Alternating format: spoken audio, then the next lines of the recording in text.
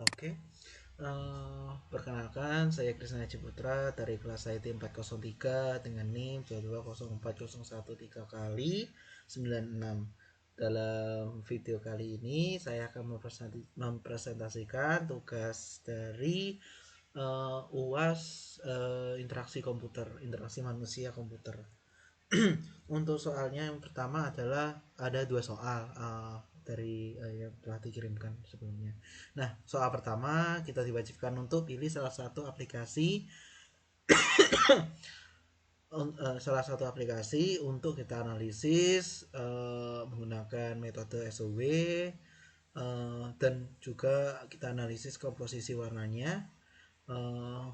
Dan juga untuk soal keduanya kita diwajibkan untuk analisa analisa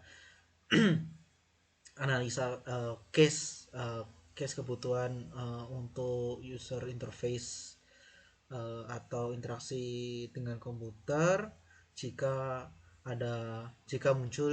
jika memasukkan data dan muncul pesan error. Nah, kita diwajibkan untuk analisa apa saja, dan kita diwajibkan untuk merekomendasikan tampilan UI atau interaksi dengan komputer, UI UI dengan standar yang sudah ada. Nah, karena itu untuk pertama ini untuk e-commerce yang saya pilih menggunakan e-commerce Shopee. Pertama, di sini jika di tugas UTS saya sebelumnya sudah membahas mengenai Tokopedia, uh, maka untuk UAS saya memilih menggunakan Shopee karena mungkin berbeda. Nah, tampilan awal Shopee sebagai berikut. Ini tampilan dashboard awalnya. Nah, di sini ada untuk shirt paling atas, habis itu diskon advertise diskon mana aja, atau ada campaign dan semacamnya. Habis itu pilihan fitur-fitur yang tersedia di Shopee. Setelah itu kategori, setelah itu bawahnya lagi flash sale, habis itu bawahnya lagi Shopee Mall, setelah itu rekomendasi. Nah, dari gambar di sini untuk analisa saya sendiri, pertama dari Shopee menggunakan warna orange untuk dasarnya, untuk dasarannya orange, putih, dan hitam untuk tulisan. Setelah itu tidak ada spesifik warna yang digunakan lagi. Ini cenderung simple dan mudah diingat dan eye catching. Jadi kita bisa lihat langsung, kita tertarik untuk browsing di website tersebut. Untuk tampilan awalnya juga dengan memang Shopee didesain untuk klasifikasikan untuk user ibu rumah tangga. Jadi untuk tampilan awal itu lebih ke kebutuhan rumah tangga. Untuk tampilan awal lebih ke diskon dan campaign yang hampir berkaitan. Nah, habis itu di sini ada fitur Shopee-nya, ada Shopee lokal, Shopee Mall, pulsa, innovation, dan lain-lain. Habis itu kategori. Di sini pun berbeda dengan Tokopedia yang menampilkan kategori di melalui tulisan saja.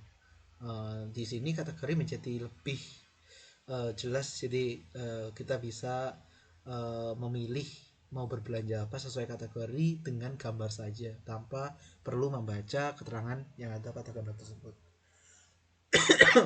Setelah itu flash sale, karena klasifikasi target utama e-commerce Shopee adalah ibu rumah tangga atau ibu rumah tangga atau uh, spesifik ibu rumah tangga, maka tampilan utama wajib menampilkan barang-barang murah dan uh,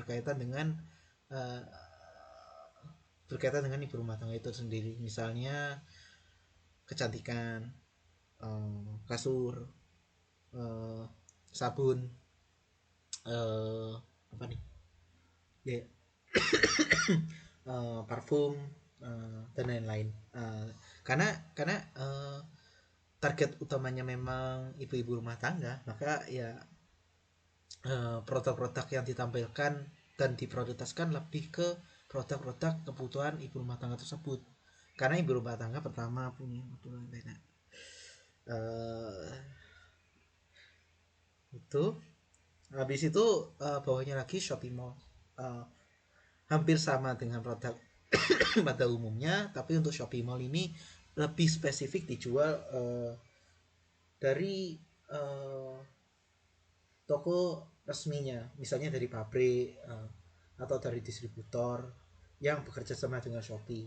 Jadi produknya menjadi lebih murah dengan keuntungan yang lebih banyak. Oke. Habis itu rekomendasi ya, berhubung saya ini sudah remove chase dan menggunakan Ignito waktu browsing e-commerce Shopee ini, maka rekomendasinya The Fowl awal. Nah, bisa dilihat di rekomendasi The Fowl awal ini barang-barang kebutuhan pada umumnya, dengan barang-barang yang lumayan murah dan juga dengan diskon yang banyak. Nah, perlu kita ketahui Shopee itu sendiri adalah nomor satu user aktif yang menggunakan e-commerce Shopee. Jadi memang mengalahkan Tokopedia, Lazada, Bukalapak dan lain-lain. Karena memang target utamanya ibu rumah tangga, jadi ya ya sudah umum. Oh, saya belum tambahkan datanya.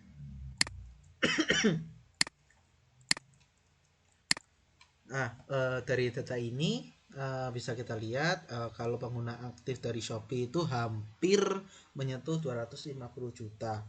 Nah, untuk ini itu dari periode per quarter, per 3 bulan. Yes. Untuk periodenya per 3 bulan. Jadi dari data ini kita bisa ambil kesimpulan jika per 3 bulan saja untuk user yang akses ke e-commerce Shopee itu hampir 350 juta. Nah, oke, untuk rumusan pemilihan e-commerce-nya saya pilih Shopee, udah saya jelaskan. Nah, setelah itu kita lanjut ke tahapan selanjutnya. Kita rumuskan SOW-nya. SOW itu apa sih? Analisis SOW.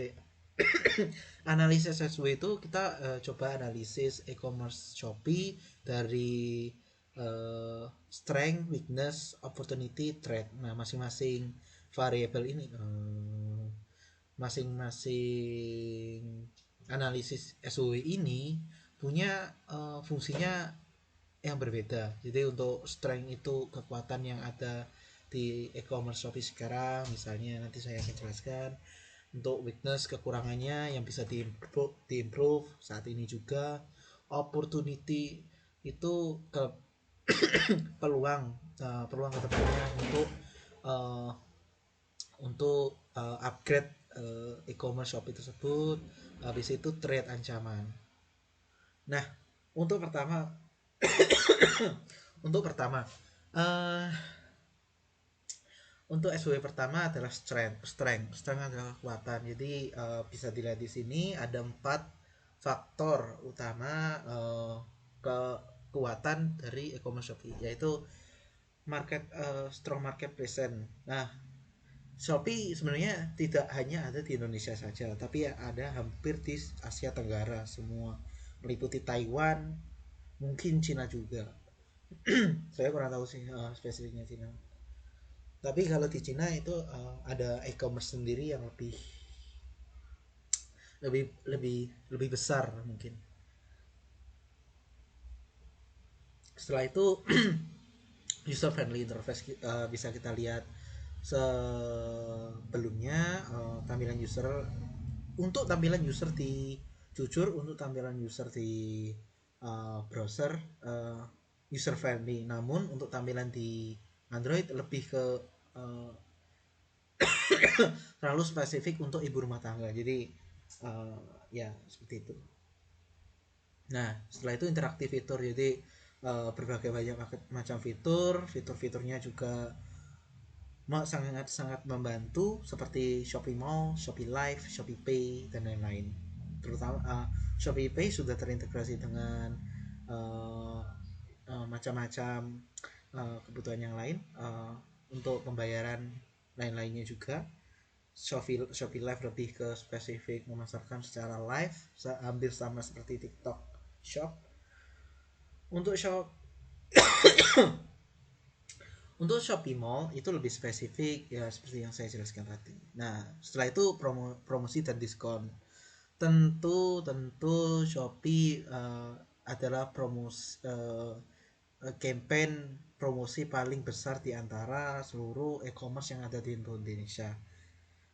Karena setiap saya membuka website tentu ada promosi Shopee dan lain-lain. Nah, untuk strength-nya itu saja. Tambahan lagi dia tambahan lagi untuk e-commerce Shopee itu lebih spesifik, uh, untuk lebih spesifik customer. Jadi targetnya spesifik, jadi websitenya menjadi dapat disesuaikan dengan target pemasaran tersebut, target pengguna tersebut. Nah, untuk kelemahannya ya, jika memang karena Shopee adalah e-commerce yang besar, tentu logistik adalah kendala utamanya. Terutama untuk Shopee Mall, karena Shopee Mall bekerja sama dengan distributor dan juga factory atau pabrik. Jadi mungkin perlu menyiapkan logistiknya sendiri-sendiri. Kedua, kompetitif. Tentu selain Shopee masih banyak lagi e-commerce yang ada di Indonesia, dan juga e-commerce tersebut juga lumayan bagus juga. Setelah itu tergantung untuk budget promosinya. uh, Kita lihat dari grafik sebelumnya, bisa dilihat memang benar kalau Shopee itu budget promosinya memang besar. Nah, kita tidak tahu kalau misalnya budget promosinya di-cut atau dikurangi, nanti akan berefek ke traffic juga atau tidak. Setelah itu quality control. Memang semakin besar suatu e-commerce, maka semakin kompleks e-commerce tersebut untuk mengatur fleksibel, untuk mengatur upgrade nantinya. Nah, oleh karena itu kendala besarnya ada di quality control pada program atau web atau bug yang ada di e-commerce tersebut. Setelah itu opportunity dari Shopee mungkin market expansion, jadi uh, dapat melebarkan marketnya lagi, jadi tidak spesifik untuk ibu rumah tangga saja, mungkin spesifik untuk bapak-bapak juga dan lain-lain. Habis itu teknologi advantage. Karena memang perusahaan e-commerce itu perusahaan teknologi, maka Shopee perlu mengembangkan teknologi terbarukan ya. Untuk sekarang mungkin perlu lebih banyak menerapkan artificial intelligence, dan juga perlu menerapkan deep learning pada proses pencarian relevansi, dan juga perlu untuk mengupgrade algoritma yang sudah ada. Partnership dan collaboration, sustainability initiative ya, seperti yang dijelaskan di situ. Nah, untuk threat atau ancaman, threat threat atau threat ya, threat. Untuk threat atau ancaman dari e-commerce Shopee adalah regulasi ya. Jika pengaturan di Indonesia menjadi lebih ketat mengenai e-commerce ya, maka ya pasti akan berdampak juga dengan Shopee. Habis itu ekonomi, tentu kalau misalnya krisis ekonomi, orang-orang jarang membeli kebutuhan sekunder. Oleh karena itu, ekonomi jadi sebab ancaman berkembangnya Shopee. Nah, dan ancaman ini tidak bisa ditolerir. Nah, habis itu cyber security risk tentu saja perusahaan teknologi punya ancaman yang besar akan security outbreak, ya security outbreak. Nah, setelah itu supply chain distribution, disruption. Jadi kalau misalnya ada Evergrande kedua, versi kedua, mungkin itu juga jadi ancaman Shopee juga, karena proses pengiriman barang dari Cina yang dari Cina yang lebih murah-murah akan terhambat. Nah, setelah kita analisa SWOT, setelah itu kita analisa komposisi warna dari Shopee. Warna utama orange tentu, warna kedua hitam, putih, abu-abu ya. Untuk penggunaan warna orange sebagai warna otentik dari e-commerce itu sendiri, karena hijau untuk Tokopedia, ungu untuk Bukalapak, Lazada, I don't know. Untuk orange itu melambangkan energik, menarik, dan antusiasme